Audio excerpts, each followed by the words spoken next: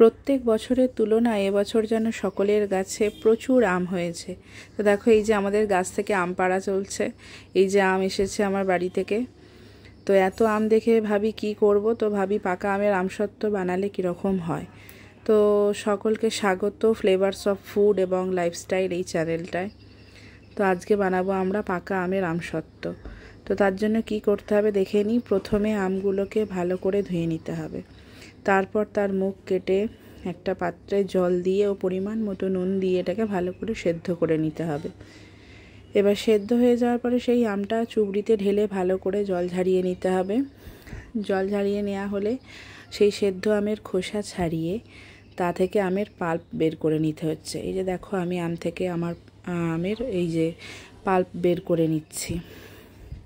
তো দোকানের কেনা আমসত্ত্ব তো সবাই খেয়েছো, বাড়িতে এইভাবে একবার বানিয়ে দেখো, এর স্বাদ ও গন্ধ দুটোই খুবই ভালো এবং দোকানের তুলনায় অনেক খেতে ভালো এবং টেস্টিও।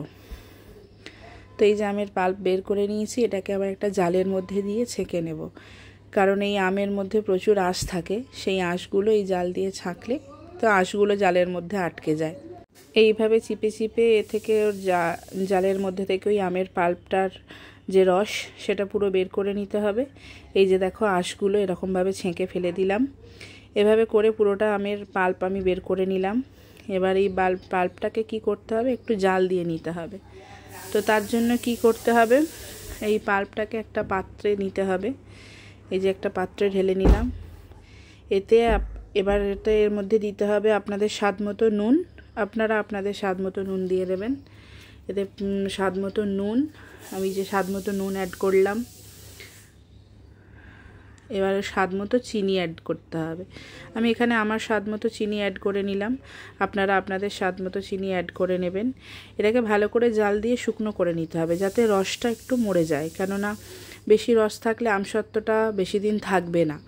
তো এবার আমসত্ত্ব বানানোর জন্য কি করতে হবে, কয়েকটা ফ্ল্যাট থালা নিয়ে নিতে হবে, তাতে অয়েল ব্রাশ করে দিতে হবে। এটাকে থালাটায় অয়েল ব্রাশ করে এটাকে রোদে ভালো করে গরম করে নিতে হবে 5 মিনিটের মতো। গরম করে নিয়ে এর মধ্যে ওই যে ব্যাটারটা যে জাল দিয়ে রেখেছিলাম, সেই ব্যাটারটা এর মধ্যে দিয়ে দিতে হবে। এখানে আমি ভালো করে অয়েল ব্রাশ করে নিচ্ছি। নেওয়ার পরে এই যে ব্যাটারটা যে জাল দিয়ে রেখেছিলাম, সেই ব্যাটারটা এর মধ্যে এতে দিয়ে দিচ্ছি। দিয়ে ওটা গোটা থালায় এটা ভালো করে ছড়িয়ে নিতে হবে। এই যে এভাবে আমি থালায় ছড়িয়ে নিচ্ছি। আপনারা আপনাদের পছন্দ মতো মোটা বা পাতলা করবেন। আমি এখানে আমার পছন্দের মতো যতটা লাগবে দিয়ে নিয়েছি।